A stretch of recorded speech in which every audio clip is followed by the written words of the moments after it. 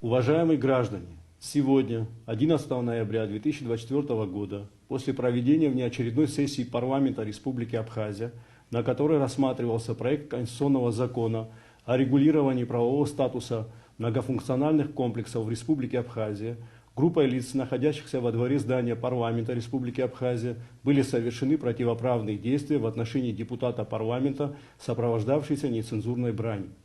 Принятыми оперативными мерами были установлены, задержаны и водворены в изолятор временного содержания Министерства внутренних дел граждане Кокая Гари, Арзенбаум Асхан, Смыр Омар, Джопо Рамаз.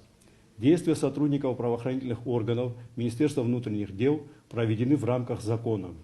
Позже родственниками задержанных и представителями оппозиционных сил была совершена попытка насильственного проникновения в здание Службы государственной безопасности с требованием немедленного освобождения задержанных лиц, которая была пресечена сотрудниками правоохранительных органов. В настоящее время органами прокуратуры проводится процессуальная проверка, по результатам которой будет дана правовая оценка обстоятельствам произошедшего. Во избежание предусмотренной законодательством Республики Абхазия ответственности обращаюсь с убедительной просьбой воздержаться от дальнейших противоправных действий, нацеленных на дестабилизацию общественной обстановки в Республике Абхазия.